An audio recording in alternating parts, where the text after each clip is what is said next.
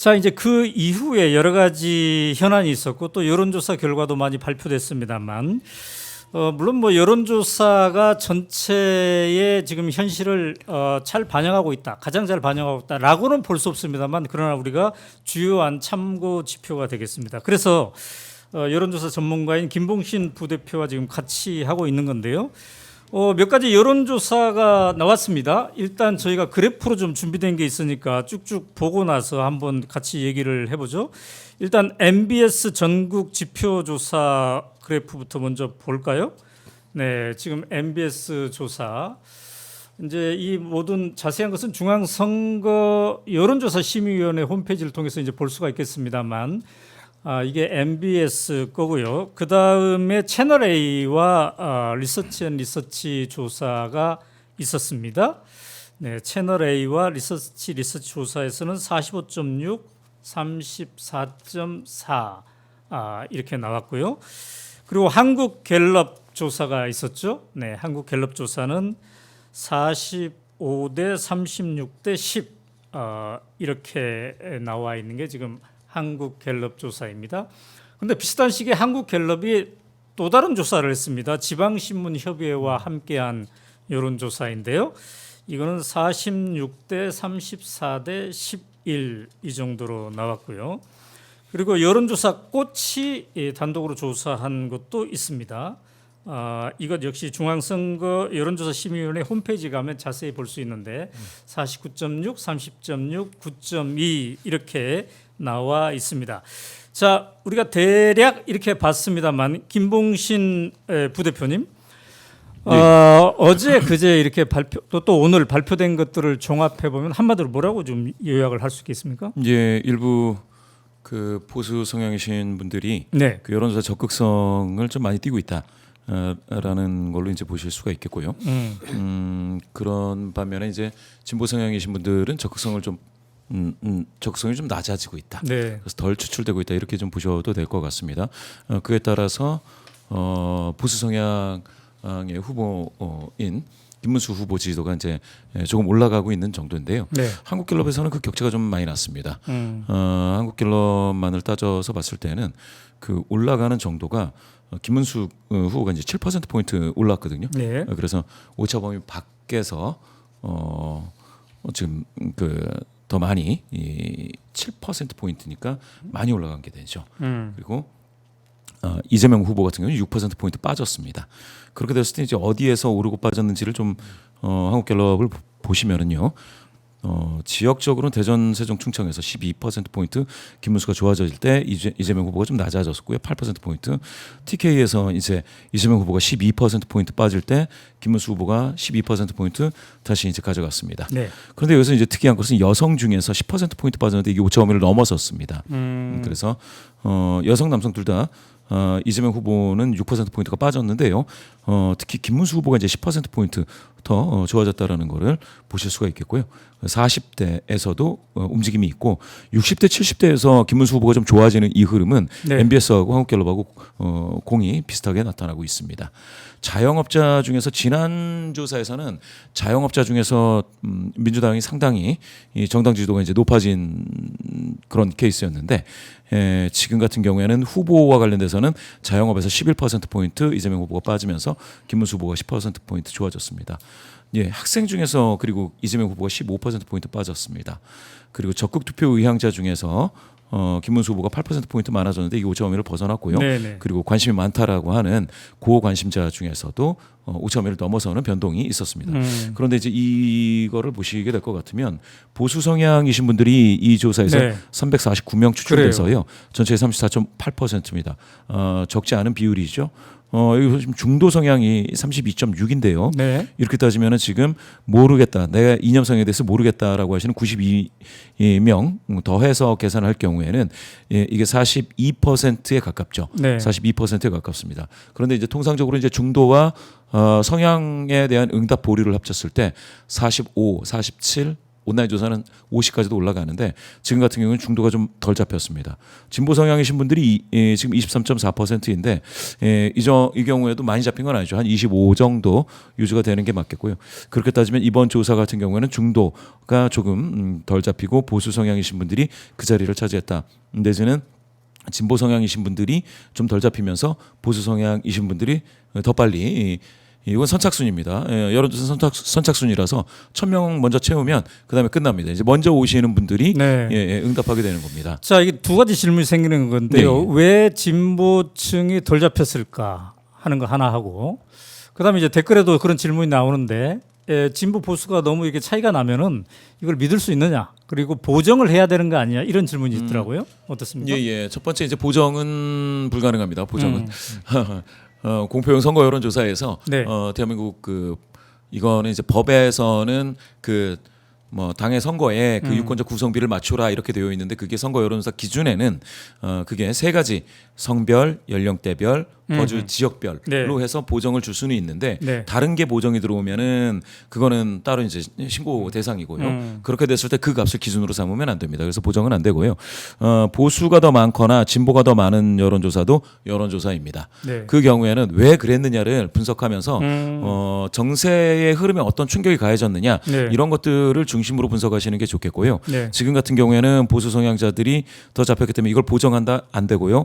보정하지 않고 보수가 더 많이 잡혔기 때문에 믿을 수 없다. 그것도 네. 아닙니다. 네. 그것도 아닙니다. 한국갤럽이 보수 성향이신 분들을 더 잡기 위해서 어떻게 하거나 하는 그런 기관이 전혀 아니기 때문에요. 네. 무슨 의도적으로 내지는 어떤 실수를 해서 보수 성향이신 분들이 더 잡혔다 이렇게 볼 수는 전혀 없고요. 네. 단지 이거를 정세적으로 해석하는 수밖에 없겠다라는 거고요. 그래서 만약에 왜 그러면 중도에서 진보에서 빠지고 보수 성향이신 분들이 더 들어오느냐 이렇게 봤을 때 제가 생각했을 때는 진보 성향이신 분들이 이 약간 좀 뭐라고 해야 될까 너무 이제 길어지다 보니까 네. 내란 프레임이라든지 이런 게 길어지고 하는 과정 속에서 약간 긴장감이 좀 떨어지는 그러니까 텐션을 계속 유지하는 데에 대한 네. 어떤 피로도가 일부 나타난 네. 것은 아니냐 이게 하나가 있고요. 두 번째는 계속해서 두 자릿수로 벌어지는 격차에서 좀 안도하는 경우가 있습니다. 사실은 진보 성향이신 분들은 안도감을 느끼면 투표장에 좀 덜 오시는 경우가 있거든요. 네. 그런데 보수 성향이신 분들이 지금 굉장히 절박감이 고조돼 있다. 네. 두 자릿수로 벌어져 있는 상태에서 이준석 후보마저 단일화에 적극성을 띠고 있지 않기 때문에 네. 이러면 안 된다 해서 보수 성향이신 분들은 더 응답을 적극적으로 하실 가능성이 있겠습니다. 일단은 기본적으로 그 상황 속에서 이번 조사 MBS 마찬가지 한국갤럽 마찬가지 지난 주말에 있었던 TV 토론의 영향이 있다고 보는데요. 네. TV 토론의 영향이 갤럽에 더 세게 반영이 되는 이유는 MBS는 월화수 조사고요. 네. 갤럽은 화수목 조사라서 네. 월요일 날 뉴스에 따라서 조금 반영이 좀 더 됐다라고 보시면 되겠습니다. 아, 그래요. 자, 김용남 전 의원님. 네. 이제 이재명 캠프에 합류를 했기 때문에 이런 여론조사 추이에 대해서도 굉장히 민감하게 보실 터인데 물론 이제 여론조사 꽃 이런 경우에는 격차가 그대로 유지되고 있습니다. 거의 뭐 20% 포인트 이렇게 되고 있긴 합니다만 다른 조사들 같은 경우 격차가 좁혀지고 있지 않습니까? 캠프 자체에서도 좁혀지고 있을 거란 예측도 오래전부터 있었지 않았겠습니까? 어떻습니까? 제가 뭐 캠프에서 전략을 담당하고 있는 건 아닙니다만 네. 지금 네. 저도 사실은 뭐 일주일 뭐 열흘 전에 발표된 여론조사 그러니까 네. 이재명 후보와 김문수 후보가 20% 이상 확 벌어지는 그러니까 이재명 후보는 여론조사상 그러니까 무응답층이 있음에도 불구하고 네. 무응답층이 대략 10% 내외 포함되어 있음에도 불구하고 50%를 넘는 지지율과 김문수 후보는 20대 중반에 머무르는 그 양상으로 계속 가지는 않을 거라고 네. 예상을 했죠. 뭐 선거가 그렇게 계속 갈 수는 없습니다. 네, 네, 네.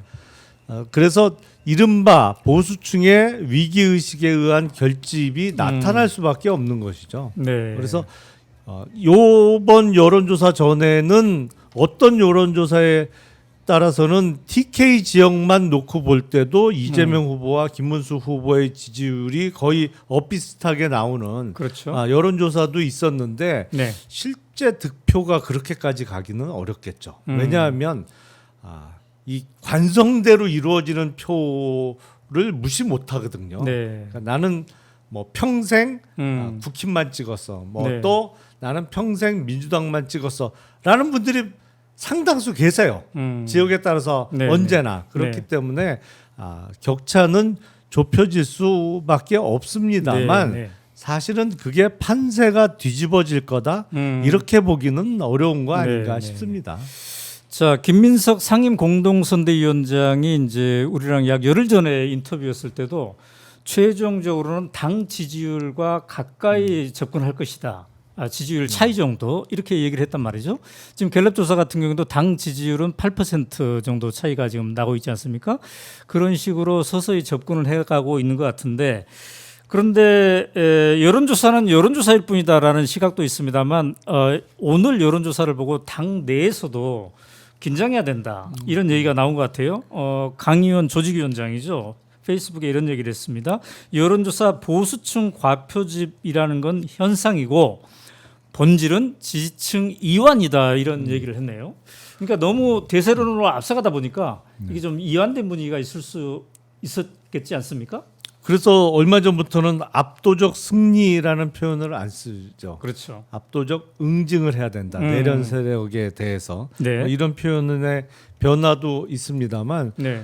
사실은 쉬운 선거는 없어요. 더군다나 그렇죠. 뭐 네. 다들 저보다도 경험이 더 많으시겠습니다만 네. 특히 대선은 쉬운 대선은 저는 없는 것 같아요. 네. 끝까지 긴장해야 되고 마지막까지 지지층이 실제로 투표장에 가서 표로 연결될 수 있도록 투표 동료도 해야 되는 것이고요. 네.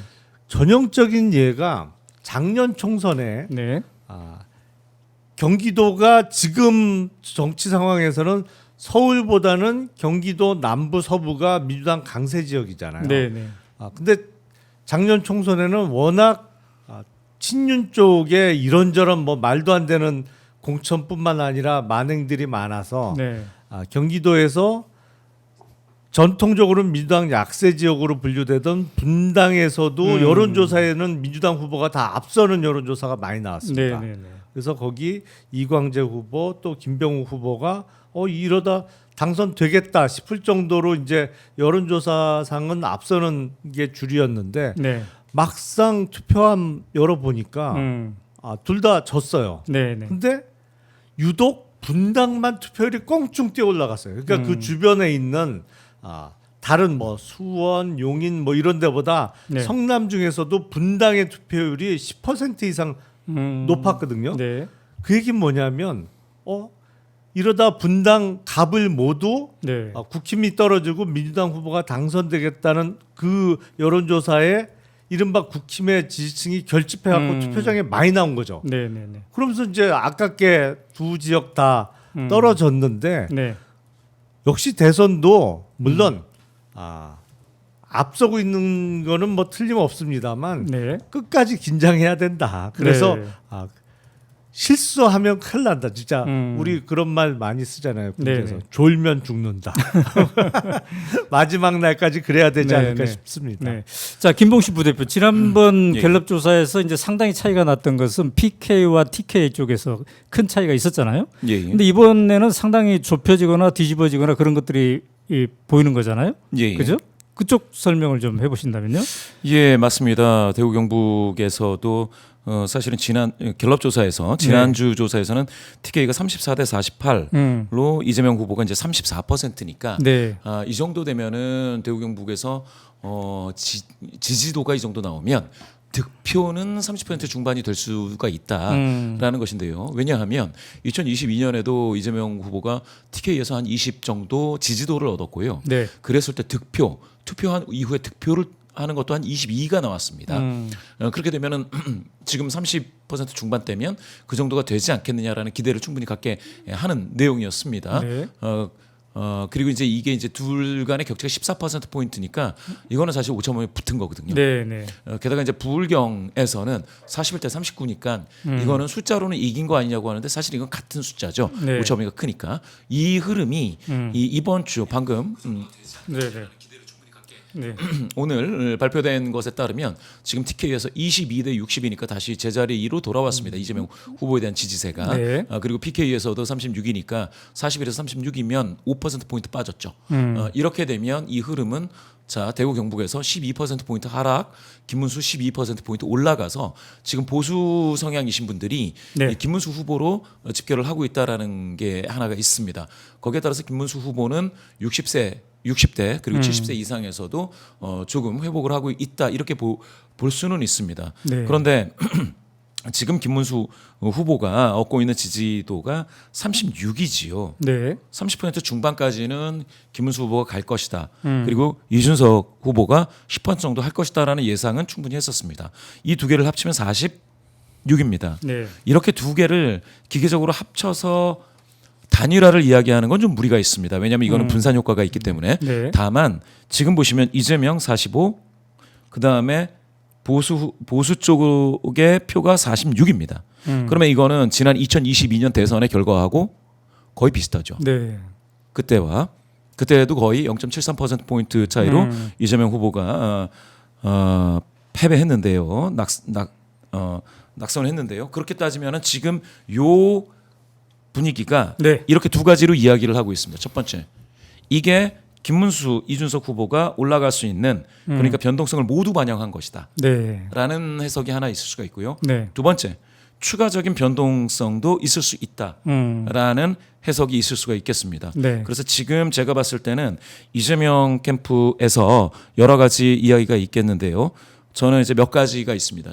자, 그러니까 프레임 자체는 내란 프레임이지 않습니까? 네. 네. 그런데 유세 현장에서는 약간 좀 그 춤이 많이 나온다는 거죠. 네. 그러니까 이게 톤 앤 매너가 어긋나는 겁니다. 아, 절박성의 톤앤 매너가. 네, 그렇죠. 그러니까 지지자들이 생각했을 때 프레임은 내란이기 때문에 긴장이 되는데, 네. 근데 유세 현장을 봤을 때에 여기에서 오는 게 조금 다르다 해서 이게 약간 혼동을 주는 거 아니냐 이런 해석이 하나가 있고요. 네. 두 번째, 내란 프레임에서 핵심이 김건희 여사와의 뭐 수사 뭐 이런 건데 네. 이게 이제 그 국민의힘에서는 배우자 토론으로 붙이면서 네. 김건희 여사에 대한 연상 효과를 이재명 후보의 배우자인 김혜경 여사로 전이시키고 있다. 네. 그러니까 프레임 전환을 이렇게 한 템포 뒤로 빠져서 주고 있다. 네. 그러니까 프레임 전환에서 디테일이 이제 들어온 건데 여기에 대한 효과적인 대응이 있느냐. 네. 이런 쪽으로도 고민이 돼야 될 겁니다. 지금 보시면은 제가 아까 말씀드렸지만 여성 중에서 10%포인트 김문수 후보가 더 올라갔는데 이게 오차범위를 넘어선 변동입니다. 그런 게 몇 가지가 있고요. 그다음에 이 정당 지지도를 한번 보시면은 이게 되게 조금 정당 지지도에서는 40대에서 민주당이 18%포인트 네. 빠지는데 40대가 한참 일할 나이지 않겠습니까? 네, 네, 네. 그런데 여기서 보시면은 자영업에서 15%포인트 빠집니다. 그런데 이 움직임이 네. 한 주 전만 하더라도요. 한 주 전에 이렇게 나타났었습니다. 40대에서 민주당이 19%포인트 좋아졌고 네, 네, 네. 그때는 오차범위 밖으로 좋아졌다가 지금 좋아진 만큼 또 빠진 거잖아요. 네. 또 자영업자들 중에서 15%포인트 확 올라서면서 오차범위를 넘게 좋아졌다가 다시 빠졌습니다. 그러면은 지금 경제 활동에 민감한 40대 자영업자 요런 그 경기의 흐름에 강하게 영향을 받는 분들에게 뭔가 캠프에서 정책을 좀 많이 설명을 해줘야 되는 것은 아니냐 뭐 이런 얘기들도 나올 수 있겠습니다. 네.